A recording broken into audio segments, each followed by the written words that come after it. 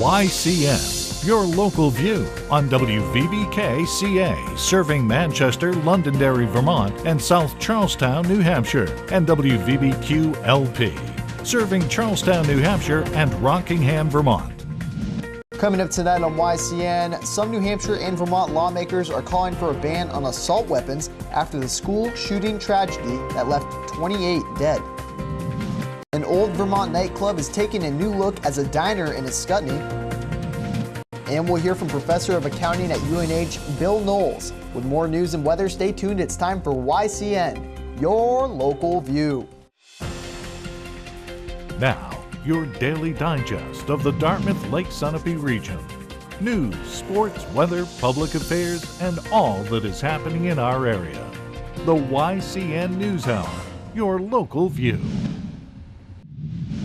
Good evening and welcome to YCN. I'm David Carmichael.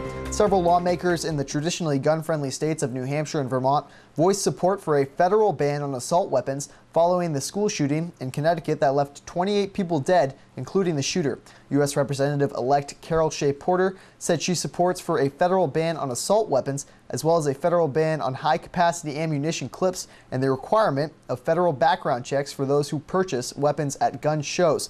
New Hampshire Governor-elect Maggie Hassan also released a statement yesterday indicating her support for an assault weapon ban and highlighting the need to improve the state's mental health system. After the Columbine High School shooting, police in the Upper Valley and across the country rewrote the game plan for responding to school shootings. Instead of securing the perimeter and waiting for more help, officers are now trained to go into the building and take out the active shooter. There will be no significant revision to tactics after the horrific shooting in Connecticut, according to local police. However, many officers believe that improvements should be made between mental health professionals, school workers, parents, and police. Hartford, Vermont police arrested a Sharon, Vermont woman on charges of providing false information to a police officer. Police say that Elizabeth Ann Bradshaw was arrested on Sunday after she allegedly provided a false name of an individual in order to thwart an investigation on another man who had an active arrest warrant. Bradshaw will appear in court on February 12, 2013 to answer to the charge. After the death of a Hawaii senator and President Pro Tempore on Monday, Vermont Senator Patrick Leahy is now the chamber's most senior member, making him President Pro Tempore of the Senate, the man who is also third in line for U.S. presidency behind Vice President Joe Biden and the House Speaker John Boehner.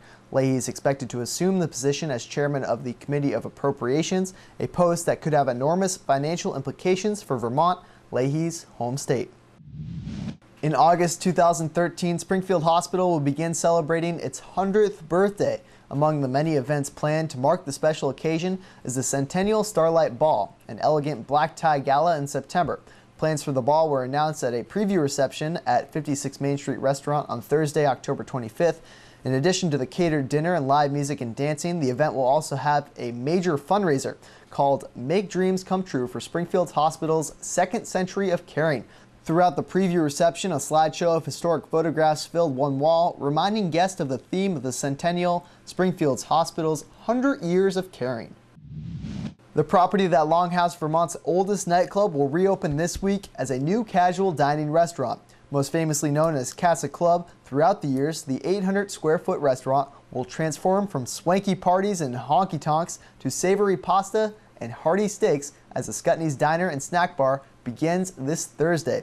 Bob Reed has beefed up the menu with fresh seafood and new pasta recipes to meld with classic breakfast items. He's also attaching a new flat-screen television for customers interested in watching the news with their cup of coffee in the morning or sports updates with a steak and beer in the evening.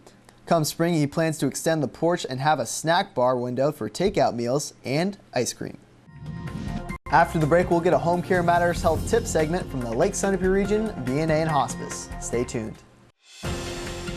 The YCN News Hour continues in a moment.